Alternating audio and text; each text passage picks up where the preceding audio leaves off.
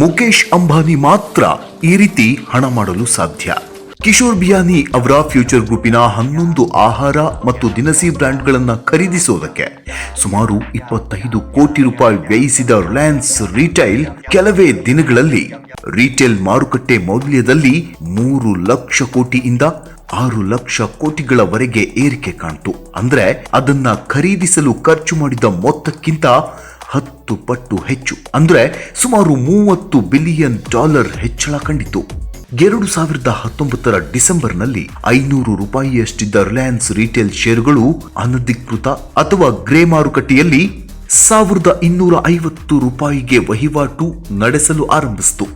$24.9 billion ಮಾರಾಟದೊಂದಿಗೆ Reliance retail electronics, fast moving consumer goods ಮತ್ತು ಉಡುಪಿನ ವಿಭಾಗಗಳಲ್ಲಿ ಈಗಾಗಲೇ ಮುಂಚೂಣಿಯಲ್ಲಿದೆ.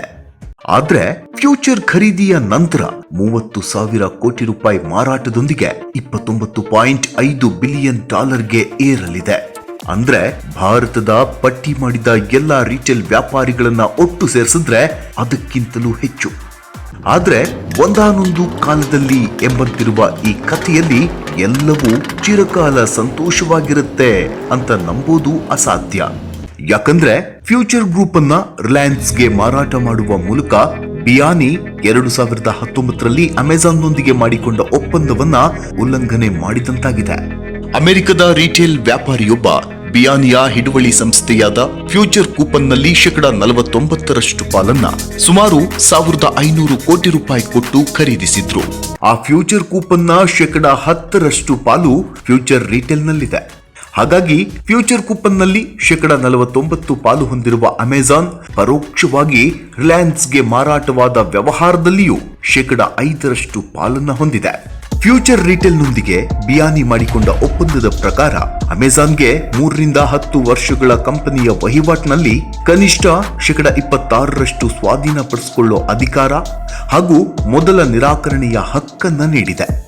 ಅಂದ್ರೆ ಅಮೆಜಾನ್ ಒಪ್ಪಿಗೆ ಇಲ್ಲದೆ ಯಾವುದೇ ಮೂರನೇ ವ್ಯಕ್ತಿಗೆ ಆಸ್ತಿಗಳನ್ನ ಮಾರಾಟ ಮಾಡೋಕೆ ಅಥವಾ ವರ್ಗಾಯಿಸುವ ನಿರ್ಬಂಧವನ್ನ ಹೇರಲಾಗಿತ್ತು.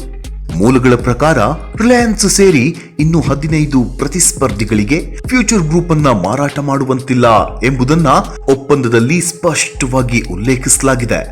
ಲಾಭದಾಯಕ ಅಂತ ತೋರುವ ವ್ಯವಹಾರಗಳಲ್ಲಿ ಸಣ್ಣ ಷೇರನ್ನ ಮತ್ತು ROFR ತೆಗೆದುಕೊಳ್ಳುವ ಅಭ್ಯಾಸವನ್ನ ಸಾಮಾನ್ಯವಾಗಿ ರೂಢಿಸಿಕೊಂಡಿರ್ತಾರೆ. ಯಾಕಂದ್ರೆ ಪ್ರತಿಸ್ಪರ್ಧಿಗಳು ಅಂತ ಕಂಪನಿಯನ್ನ ಸ್ವಾಧೀನ ಪಡಿಸಿಕೊಳ್ಳದಂತೆ ನಿರ್ಬಂಧಿಸುವ ಸಲುವಾಗಿ ಈ ರೀತಿ ಮಾಡ್ತಾರೆ. ಹಾಗಾಗಿ ಪೂರ್ವಭಾವಿ ತಂತ್ರವನ್ನ ಬಳಸಿ ಅಮೆಜಾನ್ ಪ್ರತಿಸ್ಪರ್ಧಿಗಳನ್ನ ಹೊರಗಿಡೋದಕ್ಕೆ ಶಾಫರ್ ಸ್ಟಾಪ್ ಮತ್ತು ಮೋರ್ ರಿಟೇಲ್ನಲ್ಲಿ ಈ ರೀತಿಯ ಶೇರ್ ಅನ್ನ ಖರೀದಿ ಮಾಡಿದೆ. ಸಾಮಾನ್ಯವಾಗಿ ROFR ಅಡಿಯಲ್ಲಿ ಮತ್ತು ಫ್ಯೂಚರ್ನ ಪ್ರಸ್ತುತ ಷೇರುದಾರರಾಗಿ ಒಂದು ವೇಳೆ ರಿಲಯನ್ಸ್ ರಿಟೇಲ್ ಬಿಯಾನಿಗೆ ಪಾವತಿಸಿದ್ದ ಅಂದ್ರೆ ಸುಮಾರು 25,000 ಕೋಟಿ ರೂಪಾಯಿಯನ್ನ ಅಮೆಜಾನ್ ಭರಿಸಲು ಸಿದ್ಧವಾದ್ರೆ ಆಗ ಬಿಯಾನಿ ಅಮೆಜಾನ್ಗೆ ಮಾತ್ರ ಫ್ಯೂಚರ್ ಗ್ರೂಪ್ ಅನ್ನ ಮಾರಾಟ ಮಾಡಬೇಕಾಗುತ್ತೆ. ಒಪ್ಪಂದದಲ್ಲಿ ತನ್ನ ಹಕ್ಕನ್ನು ಬಳಸಿಕೊಂಡ ಅಮೆಜಾನ್ ಫ್ಯೂಚರ್ ಕೂಪನ್ ಅನ್ನ ಸಿಂಗಾಪುರ್ ಇಂಟರ್ನ್ಯಾಷನಲ್ ಆರ್ಬಿಟ್ರೇಷನ್ ಸೆಂಟರ್ಗೆ ಎಳೆದೊಯ್ದು ರಿಲಯನ್ಸ್ ರಿಟೇಲ್ ಒಪ್ಪಂದವನ್ನ ಹಿಂತೆಗೆದುಕೊಳ್ಳುವಂತೆ ಕೇಳಿಕೊಂಡಿತು. ವಿಶ್ವದ ಅತ್ಯಂತ ಶ್ರೀಮಂತ ವ್ಯಕ್ತಿ ಅಮೆಜಾನ್ನ ಜೆಫ್ ಬೆಜೋಸ್ ಮತ್ತು ಏಷ್ಯಾದ ಅತ್ಯಂತ ಶ್ರೀಮಂತ ವ್ಯಕ್ತಿ ಮುಕೇಶ್ ಅಂಬಾನಿ ನಡುವಿನ ಸಮರ ಭಾರತದಲ್ಲಿ ನಡೆಯಲಿದೆ. ಅಮೆಜಾನ್ ಒಪ್ಪಂದದಲ್ಲಿದ್ದ ನಿರ್ಬಂಧನೆಯ ಷರತ್ತಿನ ಬಗ್ಗೆ ನಿಸ್ಸಂಶಯವಾಗಿ ತಿಳಿದಿದ್ದರಿಂದ ಆಗಸ್ಟ್ 2020 ರಿಲಯನ್ಸ್ನೊಂದಿಗಿನ ಒಪ್ಪಂದವನ್ನ ಬೈಪಾಸ್ ಮಾಡುವ ರೀತಿಯಲ್ಲಿ ರಚಿಸಲಾಗಿದೆ. ಬಿಯಾನಿ ತನ್ನ ಪಟ್ಟಿ ಮಾಡಿದ 5 ಕಂಪನಿಗಳನ್ನೊಳಗೊಂಡು ಒಟ್ಟು 19 ಕಂಪನಿಗಳನ್ನ ಸೇರಿಸಿ ಫ್ಯೂಚರ್ ಎಂಟರ್ಪ್ರೈಸಸ್ಗೆ ವಿಲೀನಗೊಳಿಸಲಿದ್ದಾರೆ. ಇದು ಪ್ರಸ್ತುತ ಫ್ಯೂಚರ್ ಗುಂಪಿನ ಗೋದಾಮು, ಟ್ರಕ್ಕಿಂಗ್ ಮತ್ತು ವಿತರಣೆಯಂತಹ ಮೂಲ ಸೌಕರ್ಯವನ್ನ ನಿರ್ವಹಿಸುತ್ತಿದೆ. ಹೀಗೆ ವಿಲೀನಗೊಳಿಸಲಾದ ರಿಟೇಲ್ ವ್ಯಾಪಾರಗಳ ಸ್ವತ್ತುಗಳನ್ನ ನಂತರ 24,713 ಕೋಟಿ ರೂಪಾಯಿಗೆ ನಗದಿನ ರೂಪದಲ್ಲಿ ರಿಲಯನ್ಸ್ಗೆ ಮಾರಾಟ ಮಾಡಲಾಗುತ್ತೆ. ಈ ಮಾರಾಟವು ಇತರೆ ರಿಟೇಲ್ ವ್ಯವಹಾರದ ಕಂಪನಿಗಳನ್ನ ಕಳಚಿ ಹಾಕುವುದರ ಜೊತೆಗೆ ಸ್ಟೇಕ್ಗಳ ಮಾರಾಟವನ್ನ ತಪ್ಪಿಸುತ್ತೆ. ಕಂಪನಿಯೊಂದರಲ್ಲಿ ಅಮೆಜಾನ್ ಹಿಡುವಳಿ ಷೇರುಗಳನ್ನ ಹೊಂದದಂತೆ ಮಾಡೋದು, ಅದು ಆಹಾರ ಮತ್ತು ಫ್ಯಾಷನ್ ಉತ್ಪನ್ನ ತಯಾರಿಕೆಯನ್ನ ನಿರ್ವಹಿಸುತ್ತೆ. ಎನ್ಟಿಸಿ ಮಿಲ್ಸ್ನೊಂದಿಗೆ ಜವಳಿ ಪಾಲುದಾರಿಕೆ ಮತ್ತು ಜನರಲಿಯೊಂದಿಗೆ ಜಂಟಿ ವಿಮಾ ಉದ್ಯಮ, ಇವುಗಳಲ್ಲಿ ಯಾವುದೂ ಅಮೆಜಾನ್ ಆಸಕ್ತಿ ಹೊಂದಿದ್ದ ಕ್ಷೇತ್ರಗಳಲ್ಲ. ಈ ರೀತಿಯ ಆಸ್ತಿ ಮಾರಾಟ ಮಾಡೋದ್ರಿಂದ ಅಮೆಜಾನ್ ಅನ್ನ ರಿಲಯನ್ಸ್ ರಿಟೇಲ್ನ ಷೇರುದಾರರಾಗೋದನ್ನ ತಪ್ಪಿಸಬಹುದು ಮತ್ತು ವಾಸ್ತವವಾಗಿ RIL 1600 ಕೋಟಿಯಷ್ಟು ಫ್ಯೂಚರ್ ಎಂಟರ್ಪ್ರೈಸಸ್ ನಲ್ಲಿ ಹೂಡಿಕೆ ಮಾಡಿದ್ರೆ 13% ಪಾಲನ್ನ ಸ್ವಾಧೀನಪಡಿಸಿಕೊಳ್ಳುವ ಮೂಲಕ ಅಮೆಜಾನ್ ಜೊತೆ ಸಹ ಷೇರುದಾರರಾಗುತ್ತೆ. ಆದಾಗ್ಯೂ ಅಮೆಜಾನ್ಗೆ ಏನಾಗ್ತಿದೆ ಎಂಬ ಪರಿವೇ ಇಲ್ಲ ಅಂತಲ್ಲ. ಫ್ಯೂಚರ್ ಗ್ರೂಪ್ ಪ್ರಥಮ ಬಾರಿಗೆ ಬಾಗಿಲು ಬಡಿದಿದ್ದು ತನ್ನ ಪ್ರಸ್ತುತ ಪಾಲುದಾರರಾಗಿದ್ದ ಅಮೆಜಾನ್ನನ್ನೇ. ಸಾಂಕ್ರಾಮಿಕ ರೋಗವಾದ ಕೊರೋನಾ ನಮ್ಮ ವ್ಯವಹಾರವನ್ನ ಹಾಳ್ಗೆಡವಿದೆ. 13,000 ಕೋಟಿ ಸಾಲದ ಮೇಲಿನ ಬಡ್ಡಿಯನ್ನ ಪಾವತಿಸೋದಕ್ಕೆ ನಮಗೆ ಸಾಧ್ಯವಾಗ್ತಿಲ್ಲ. ಆದ್ರೆ ಹಲವು ಸುತ್ತಿನ ಚರ್ಚೆಗಳ ನಂತರವೂ ಅಮೆಜಾನ್ ಈ ಕುರಿತು ಯಾವುದೇ ನಿರ್ಧಾರ ತೆಗೆದುಕೊಳ್ಳಿಲ್ಲ. 1987ರಲ್ಲಿ ಸ್ಥಾಪಿತವಾದ ಮೆನ್ಸ್ವೇರ್ ನಂತರ ಪ್ಯಾಂಟಲೂನ್ ಆಯಿತು. ಭಾರತದ ಆಧುನಿಕ ರಿಟೇಲ್ ಉದ್ಯಮದ ಪಿತಾಮಹ ಕಿಶೋರ್ ಬಿಯಾನಿ ಕಳೆದ 2 ದಶಕಗಳಲ್ಲಿ ಅಗ್ಗದ ಬೆಲೆಗೆ ಬಟ್ಟೆಗಳನ್ನ ಮಾರಾಟ ಮಾಡುವ ಮೂಲಕ ದೊಡ್ಡ ವ್ಯಾಪಾರ ಸಾಮ್ರಾಜ್ಯವನ್ನ ನಿರ್ಮಿಸಿದ್ರು. ಅವರ ಮೂಲ ತಂತ್ರ ಬಹಳ ಸರಳವಾಗಿತ್ತು. ಗ್ಯಾಪ್, ಓಲ್ಡ್ ನೇವಿನಂತಹ ಅಂತಾರಾಷ್ಟ್ರೀಯ ಬ್ರ್ಯಾಂಡ್ಗಳಿಗೆ ಬಟ್ಟೆಗಳನ್ನ ತಯಾರಿಸುವ ಉಡುಪು ರಫ್ತುದಾರರನ್ನ ಫ್ಯೂಚರ್ ಗ್ರೂಪ್ ಸಂಪರ್ಕಿಸಿತು ಮತ್ತು ಭಾರತದಲ್ಲಿ ಅತಿ ಹೆಚ್ಚು ಬಟ್ಟೆಗಳನ್ನ ಖರೀದಿಸುವವರಾಗಿದ್ದ ಅವರು ಸಮಂಜಸವಾದ ಬೆಲೆಗೆ ಮತ್ತು ದೀರ್ಘ ಸಾಲಕ್ಕೆ ವ್ಯವಹಾರಗಳನ್ನ ಪಡಿತಿದ್ರು. ನಾನು 6 ಮಿಲಿಯನ್ ಮೀಟರ್ ಬಟ್ಟೆಯನ್ನ ಖರೀದಿಸ್ತೇನೆ, ಆದ್ರೆ 120 ದಿನಗಳ ನಂತರ ನಿಮಗೆ ಪಾವತಿಸ್ತೇನೆ. ನಂತರ ಅವರು ಪಾವತಿ ಸಮಯ ಬಂದಾಗ ಇನ್ನೂ ಸಾಧ್ಯವಾದಷ್ಟು ವಿಸ್ತರಿಸ್ತಾ ಇದ್ರು. ಗ್ರಾಹಕರು ನಿಜವಾಗಿಯೂ ಸಂತೋಷಗೊಂಡ್ರು. ಯಾಕೆ ಅಂದ್ರೆ ಬಿಯಾನಿ ಅಮೆರಿಕದಲ್ಲಿ $3,000 ಅಂದ್ರೆ $50-70 ಮಾರಾಟವಾಗ್ತಿದ್ದ ಅಂತಾರಾಷ್ಟ್ರೀಯ ಗುಣಮಟ್ಟದ ಚಿನೋ ಮತ್ತು ಕಾರ್ಗೋ ಪ್ಯಾಂಟ್ಗಳು ಕೇವಲ 1299ಕ್ಕೆ ದೊರೆಯುವಂತೆ ಮಾಡಿದ್ರು. ಇದರ ಜೊತೆಗೆ ಅವರ ಮಾರಾಟವು ಕಟ್ಟುನಿಟ್ಟಾಗಿ ನಗದು ಅಥವಾ ಕಾರ್ಡ್ನಲ್ಲಿತ್ತು, ಅಂದ್ರೆ ತಕ್ಷಣದ ಪಾವತಿ. ಅಂದ್ರೆ ಇಲ್ಲಿ ಅರ್ಥ ಮಾಡ್ಕೊಳ್ಬೇಕಿರೋದು, ಅವರು ನಿಮ್ಮ ಮತ್ತು ನಮ್ಮ ಹಣದ ಮೇಲೆ ತಮ್ಮ ವ್ಯವಹಾರವನ್ನ ನಡೆಸ್ತಿದ್ರು ಅನ್ನೋದನ್ನ. ಆ ಹಣವನ್ನ ಒಂದಾದ ಮೇಲೆ ಒಂದರಂತೆ ಮಳಿಗೆಗಳನ್ನ ತೆರೆಯುವ ಮೂಲಕ ತನ್ನ ವ್ಯವಹಾರವನ್ನ ವಿಸ್ತರಿಸಲು ಬಳಸಲಾಯಿತು. ಅದರಲ್ಲಿ 50%ಕ್ಕಿಂತಲೂ ಹೆಚ್ಚಿನ ಪಾಲನ್ನ ಬಾಡಿಗೆ ಉಳಿಸೋ ಸಲುವಾಗಿ ಸಾರಾ ಸಗಟಾಗಿ ಖರೀದಿಸಿದ್ರು. ಇದು ನಿಜಕ್ಕೂ ಒಂದು ಜಾಣ ತಂತ್ರವೇ ಆಗಿತ್ತು. ಕಳೆದ ವರ್ಷ ಅಮೆಜಾನ್ ಒಪ್ಪಂದಕ್ಕೆ ಸಹಿ ಹಾಕಿದಾಗ ಮತ್ತು ಆರ್ಥಿಕತೆಯು ಉತ್ತಮ ಸ್ಥಾನದಲ್ಲಿದ್ದಾಗ $400 ಫ್ಯೂಚರ್ ರಿಟೇಲ್ ಷೇರುಗಳ ಕೊಲಾಟರಲ್ ಆಧಾರದ ಮೇಲೆ 12,000 ಕೋಟಿಯ ಸಾಲವನ್ನ ಪಡೆದುಕೊಳ್ಳಲಾಗಿತ್ತು. ಆಗ ಯಾವ ಸಮಸ್ಯೆಯೂ ಆಗಿರಲಿಲ್ಲ. ಆದ್ರೆ ಷೇರಿನ ಮೌಲ್ಯ $100ಗಿಂತ ಕಡಿಮೆಯಾದಾಗ ಬಿಯಾನಿ ತನ್ನ ಸಾಲಗಾರರ ಬಳಿ ಸುರಕ್ಷಿತವಾಗಿರಲು ಹೆಚ್ಚುವರಿ ಷೇರುಗಳನ್ನ ಒತ್ತೆ ಇಡಬೇಕಾದ ಪರಿಸ್ಥಿತಿ ಎದುರಾಯಿತು. 2020ರ ನಡುವೆ ಎಲ್ಲಾ ಕುತ್ತಿಗೆಗೆ ಬಂದು ನಿಂತಿತ್ತು. ಬಿಯಾನಿ ಮಾಡಿದ ಸಾಲ ತನ್ನ ಪಟ್ಟಿ ಮಾಡಿದ ಕಂಪನಿಗಳ ಮಾರುಕಟ್ಟೆ ಮೌಲ್ಯಕ್ಕಿಂತ ಹೆಚ್ಚಾಗಿತ್ತು. ಅಂದ್ರೆ 74% ಕುಸಿದಿತ್ತು.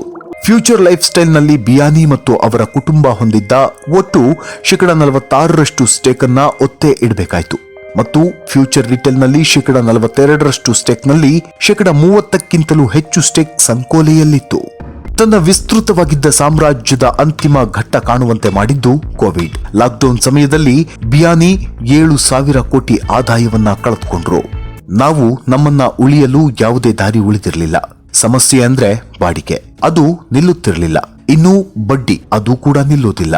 ರಿಲಯನ್ಸ್ ಒಪ್ಪಂದವು ಒಂದು ರೀತಿ ಸ್ವರ್ಗದಿಂದ ಕಳುಹಿಸಲ್ಪಟ್ಟಂತಿತ್ತು.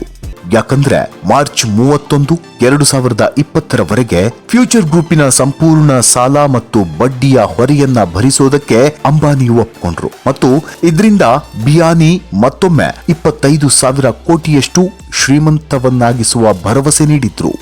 ಅಷ್ಟೇ ಅಲ್ಲದೆ ಸ್ಪರ್ಧೆ ರಹಿತ ಷರತ್ತಿನಡಿ ಬಿಯಾನಿ ಅವರು ರಿಟೇಲ್ ವ್ಯಾಪಾರದಿಂದ ನಿವೃತ್ತಿ ಹೊಂದಬೇಕಾಗುತ್ತೆ. ಯಾಕಂದ್ರೆ ಅವರು ಮತ್ತು ಅವರ ಕುಟುಂಬದ ಸದಸ್ಯರು ಮುಂದಿನ 15 ವರ್ಷಗಳವರೆಗೆ ರಿಟೇಲ್ ವ್ಯಾಪಾರದಲ್ಲಿ ಮತ್ತೆ ಪ್ರವೇಶಿಸುವುದನ್ನ ನಿರ್ಬಂಧಿಸಲಾಗಿದೆ.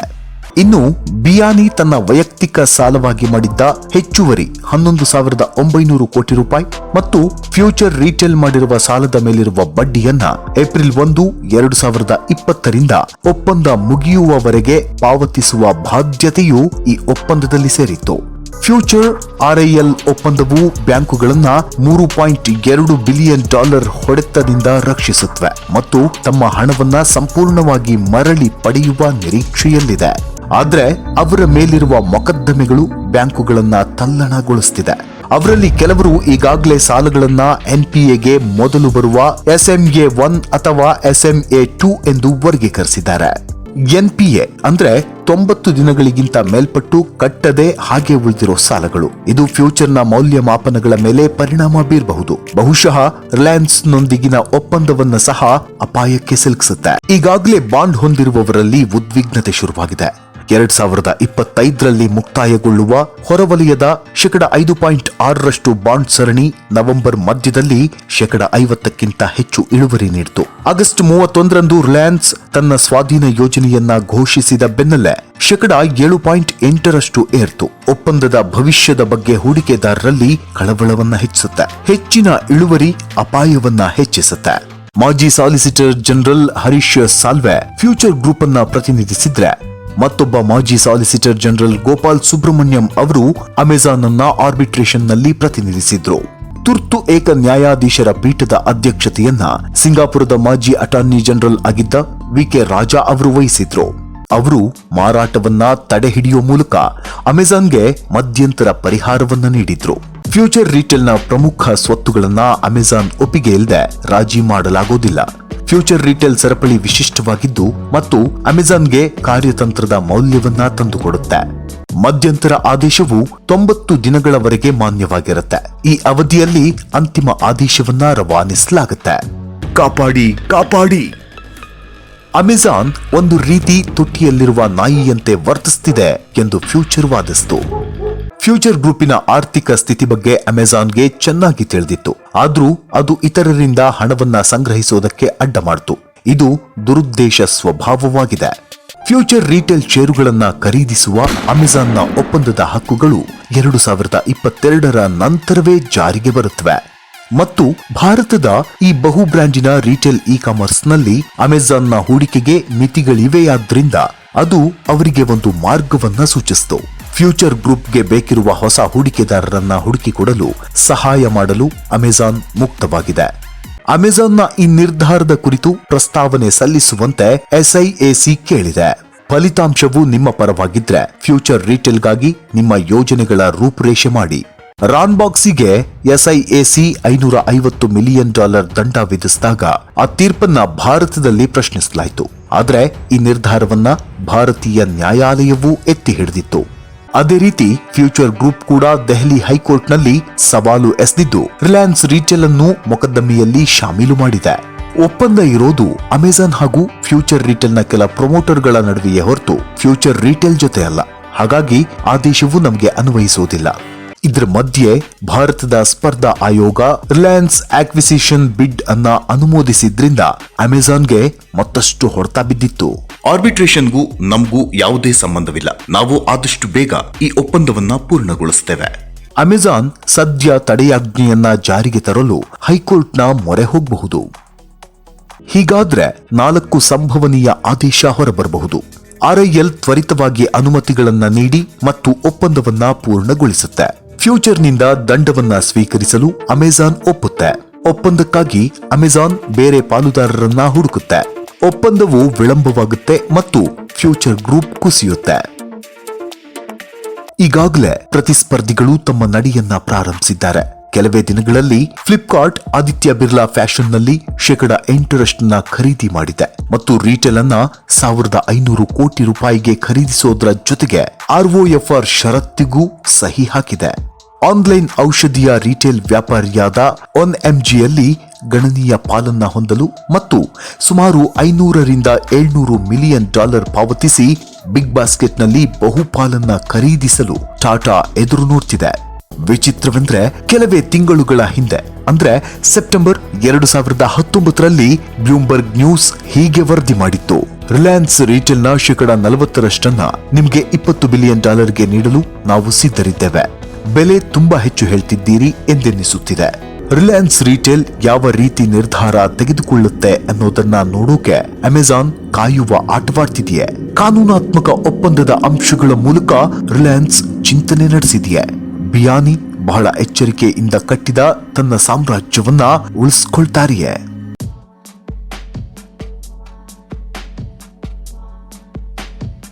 ನಿಮಗೆ ನಮ್ಮ ವಿಡಿಯೋ ಇಷ್ಟ ಆಗಿದೆಯಾದರೆ ನಮ್ಮ ಯೂಟ್ಯೂಬ್ ಚಾನೆಲ್ಗೆ ಸಬ್ಸ್ಕ್ರೈಬ್ ಮಾಡಿ ಮತ್ತು ಪೇಜ್ ಮೇಲಿರುವ ಬೆಲ್ ಐಕಾನ್ ಅನ್ನು ತಪ್ಪದೇ ಪ್ರೆಸ್ ಮಾಡಿ. ಅದರಿಂದ ನಿಮಗೆ ನಮ್ಮ ಲೇಟೆಸ್ಟ್ ವಿಡಿಯೋಗಳ ಬಗ್ಗೆ ಸುಲಭವಾಗಿ ಮಾಹಿತಿ ಸಿಗುತ್ತದೆ.